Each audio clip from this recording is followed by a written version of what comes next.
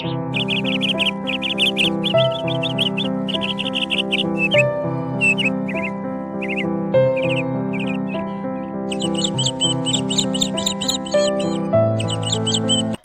பிரியமானவர்களே, பனிமே மாதா ஜெபக்குழுவின் காலை பணித்துளி நிகழ்ச்சி வழியாக உங்களை சந்திப்பதில் மகிழ்ச்சி அடைகிறேன். இந்த தியானத்தின் கடவுள் பணித்துளிகள் ஒவ்வொரு நாளும் நம்மை நனைத்து அவர் பிரசனத்திலும் இறை வார்த்தையில் வளர்வோம், வாழ்வை வெற்றியாக்குவோம், சிந்திப்போம், வாழ்வாக்குவோம்.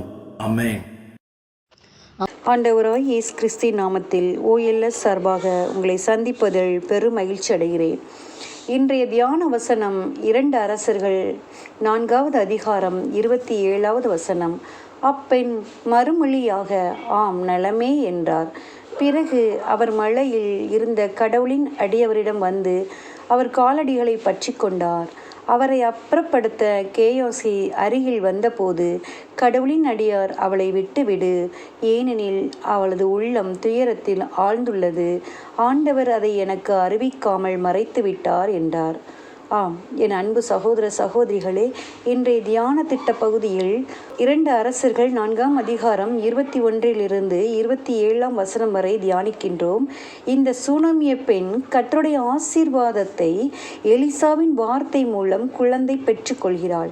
ஆனால் ஒரு சூழ்நிலையில் குழந்தை இறந்துவிட்டாலும் அந்த இறப்பை ஏற்றுக்கொள்ளாமல் தன் வீட்டில் அவருக்கென ஒதுக்கப்பட்ட மாடி அறையில் அவர் படுக்கையில் பிள்ளையை கிடத்திவிட்டு கதவை பூட்டிவிட்டு ஒருவருக்கும் அறிவிக்காமல், தன் கணவருக்கு கூட அறிவிக்காமல் கர்மேல் மலையில் உள்ள எலிசா தீர்க்கதரிசியை நோக்கி வருகிறாள். அவள் வருவதை அறிந்த அவர் கேகாசியை அனுப்பி நலம் விசாரிக்க சொல்கிறார். அவளும் தன் குழந்தையும் இறந்துவிட்டது என்று அவளிடம் அறிவிக்காமல், நீ நலமா என்பதற்கு ஆம் நலமே என்கிறார். எத்தனை விசுவாசம்! மீண்டும் பாருங்கள், ஓடிச் சென்று எலிசா கால்களை பற்றி கொள்கிறாள். அதன் பின் மீண்டும் தன் குழந்தையை உயிரோடு பெற்றுக்கொள்கிறாள் என்பதை நாம் விவிலியத்தின் பின்வரும் பகுதியில் காண்கின்றோம். ஆம், எனக்கு பிரியமானவர்களே, நாமும் கடவுளிடமிருந்து சுகத்தையும் ஆசீர்வாதத்தையும் பெற்றுக்கொள்கிறோம். ஆனால் சில பலவீனங்கள் நம்மை தாக்கும் போது நாம் என்ன செய்கிறோம்?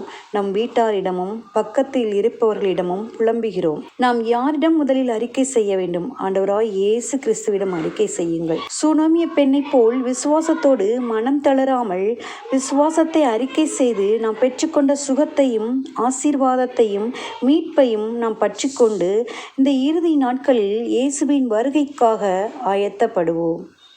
சிந்திப்போம், வாழ்வாக்குவோம். நாம் ஜெபிப்போமா?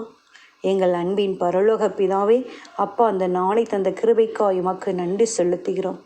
இந்த நாளிலும் கூட இந்த வசன பகுதியை தியானிக்க நீர் எங்களுக்கு கிருபை செய்தீரே, அதற்காய் உமக்கு நன்றி. ஆண்டவரே, சூனோமிய பெண்ணை போல் விசுவாசத்தோடு எல்லோரும் நலம் என்று அறிக்கை செய்தது போல் நாங்கள் பெற்றுக்கொண்ட நலத்தை விசுவாசத்தோடு எல்லோரிடமும் பகிர்ந்து கொள்ள நீர் எங்களுக்கு கிருபை செய்யும். அப்பா, அப்படியாய் வார்த்தையோடு கூட எங்களோடு கூட பேசும். வார்த்தை என்னும் அண்ணாவை நாங்கள் விசுவசிக்க, அந்த விசுவாசத்தை பிறருக்கு அறிக்கை செய்ய நீர் எங்களுக்கு மனமிறங்கி கிருபை செய்யும். நீர் அப்படியாய் செய்துவிட்ட கிருபைக்காய் நன்றி செலுத்துகிறோம். ஆண்டவரே, எங்கள் ஜெபத்தை கேட்கிற தகப்பன் எங்களோடு கூட இருக்கிறேன். இந்த தவ நாட்களிலும் உம்முடைய வருகைக்காய் நாங்கள் ஆயத்தப்பட அப்பா நீர் எங்களுக்கு கிருபையாய் மனமிறங்கும். நீர் அப்படியாய் செய்கிறதற்காய் நன்றி சுவாமி. இந்த ஜெபங்களை எல்லாம் மீட்பரும் அருமை இரட்சகருமான இயேசு கிறிஸ்துவின் மூலம் ஜெபிக்கிறோம் எங்கள் நல்ல பிதாவே, ஆமென். இந்த நாள் விசுவாசத்தோடு வாழ உங்களை வாழ்த்துகிறேன். Praise the Lord.